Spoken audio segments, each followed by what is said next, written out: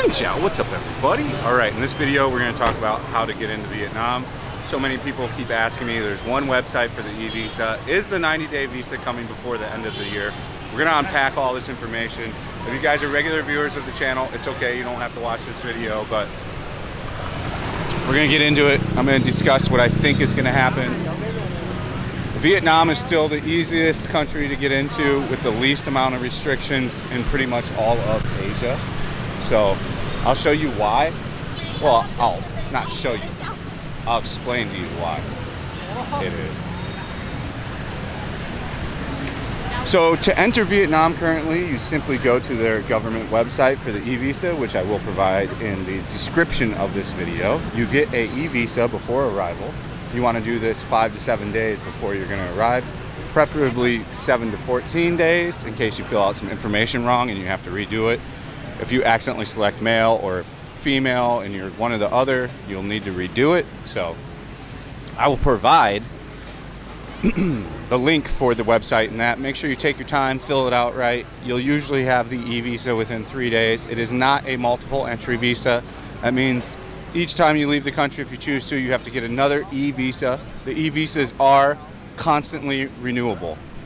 So you can just keep renewing them. There's people here on their 16th and 17th one that leave the country. So there is no cap on the amount of e-visas you can have. There is no price change on the e-visa either. Never go to a Facebook group in Vietnam for any information. It is full of complete losers that are mad at Vietnam because they can't have their sugar ride of their 1-year tourist visa. So, and don't trust a YouTuber either. Do your own research. I'm trying to give you the best information I can. If you're new to the channel, I'm a guy that lives in Saigon, Vietnam, home based here, married to a lovely Saigonese wife for over 2 years, and I travel around Asia and the world. So if you want to see content that's helpful for you when you're in Vietnam and then exploring other Asia countries mainly now, this is the channel for you. If you want to support the channel in additional ways, you can go over to Patreon. Join my Patreon. You get all kinds of access there. I do how to be a YouTuber videos. There's early access videos. There is 5 videos roughly from each country I travel that are unique to Patreon only. All kinds of extra content on there. On top of it, if you want to do a private tour in Vietnam, that's the only place you can sign up for a private tour in Vietnam is on my Patreon. So let's continue on. I think it's a tremendously easy system. Recently in VN Express, many, contrary to what the internet says and people, many tourists are very happy with the e-visa process. Like I've said, and I've said it 100 times, most people are only coming here for 2 to 4 weeks. If you have any kind of business back home or you're actually working a job, not too many people can take a month plus off. The segment of people, and before you get butthurt, if you're a regular viewer of the channel, don't get butthurt. I'm just telling you the actual facts of the things, and it's why there is no 1 year and 6 month visa right now, is for this simple reason, is most people don't travel longer than 30 days when they're on vacation. Gotta run away from this dreaded karaoke machine. Cancel them all. She's not bad.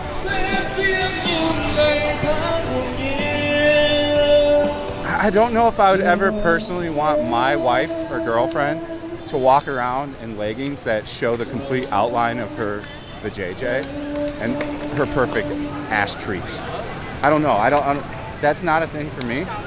Is it really cool to look at? Sure. But as far as my loved one to wear that, nah. Same with having an OnlyFans girlfriend or a girlfriend that is a influencer on Instagram trying on bathing suits and stuff. I don't know. That shit is not for me. You can track any of my social medias. I don't have any saved shit on. I don't look at any of that stuff. I think it's simping to the finest. I think that's a limited market. I'm getting off into a different tangent, but I think it's a very limited market on that kind of thing. Sex will always sell, but I think people paying for simping, like OnlyFans, I don't see lasting forever. What guy in his right mind is actually going on OnlyFans and paying a girl to see nudes? Like, that's absolutely bonkers to me. Porn is free, my guys. Remember that. So yeah, the 30-day e-visa is extremely easy to get. It's renewable multiple times. You have to leave the country. You can do a Cambodia run on a, xin chào, hello. You can do a Cambodia run on a bus if you want, the brokey way of doing it. You can fly to Singapore. You can fly to any other country and come back, you know, do a couple day trip over there and stuff. You can go to Thailand for a week or something. There is no time limit on how long you have to be out. You can literally just walk over the border and then walk back. So, as far as more extended visas coming, every single news organization, the last time we did a video on this, no news was talking about really any extended visa. They kind of gave up. Like, it's funny, VN Express wrote this article that every tourist is happy with the 30-day e-visa, which is not the case. I would say a 20% segment, maybe 10% segment, which is an empty can that rattles the loudest, makes the most negative comments about, well, I'm not gonna come to Vietnam if I can only stay 30 days. I'll go to Thailand and spend my $500 a month over there because they'll let me stay 90 days. That is a more limited segment than you guys realize. I'm not shitting on any of you, by the way. Don't take this personal and get butthurt and smash the unsubscribe button and run away. I'm not gonna always say shit you like or agree with. Hello. So I mean, it is what it is.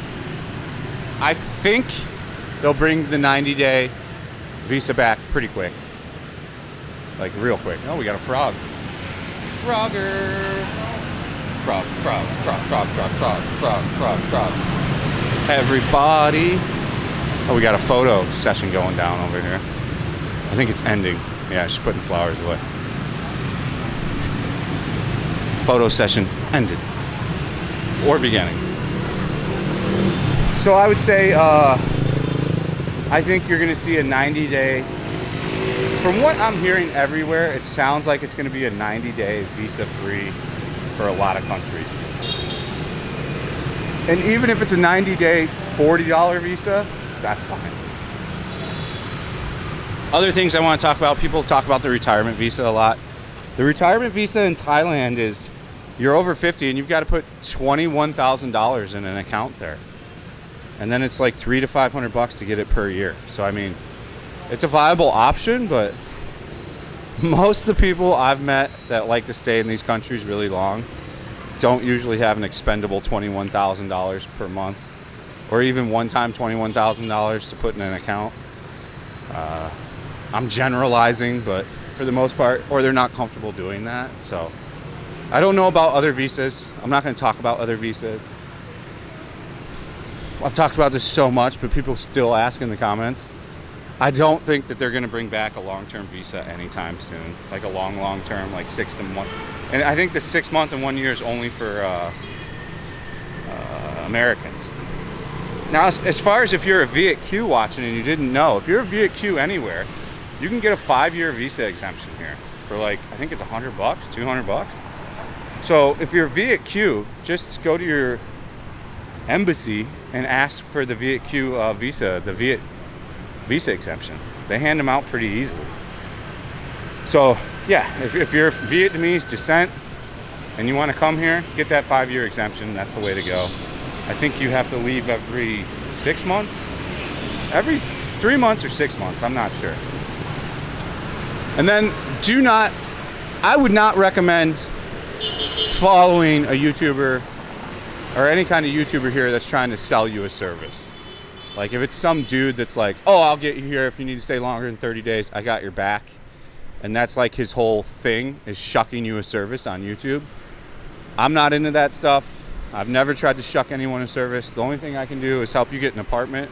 That's not really a service. I just happen to know a tremendous amount of agents from looking at the hundreds of apartments we've looked at over the years. And, you know, I made deals with them that if I help to rent out an apartment, I get a piece of the pie. And the only reason I did that is because so many people were renting and I wasn't making anything from it. And I'm like, well, I'm missing just a sheer opportunity here. Like in Golden River, I've met no less than 20 people that have rented apartments for my videos. And I probably could have all got them their own apartments through my agents at a better deal. And I could have made money. They could have got a good apartment. The agent could have made money. So it kind of sucks that I missed that opportunity for that long. So then, you know, I threw the thinking cap on and I'm like, this has got to change. I've got to make a change. and I can do this. So that's why you see those videos. Again, if you want to rent an apartment, I can help you in District 4 on the river. I can help you in Vinhome's Golden River, and I can help you in Vinhome Central Park. I said that so fast. I can technically help you in Grand Park in District 9, but there's really no money involved in that. I'd make like a whopping $100 to rent you an apartment there because they're so cheap as it is. But yeah, I think it's a very simplistic place to come in and get a visa, enjoy your stay. If you want to stay, 60, 90, 120 days. If you want to even stay a year, it's completely possible. You just can't be a brokey, and you can't be upset about having to go out of country one day out of every 30 days, I find it so comical that so many people are like, Vietnam isn't doing shit because their visa thing is garbage. Like, are you really that lazy that you can't spend 4 hours out of one day a month to go get another 30 days? I mean, and that's unlimited. As far as I know, Thailand, after you do the tourist thing, after like 9-10 months, and they keep seeing you do it back to back, they're like, dude, no, you can't do this again, homie. So this is a forever place where you can do that. So, and I hate the comparison between the two. It's getting so annoying. Like, if you want to go to Thailand, great, go to Thailand. You don't need to tell every single person about it on Vietnam videos and Vietnam news that you're going to Thailand. Guess who cares? Nobody. There's no one. There's no government agent that's reading your comment and go, oh shit, we need to get up with the Thailand Times. That's just not how they look at things here, man. And they still made a bunch of billions this year off of tourism.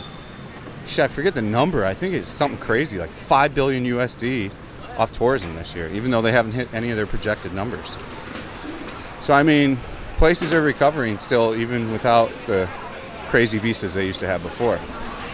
And again, as ever, we have to recognize that loopholes were getting taken advantage of very hard here before COVID.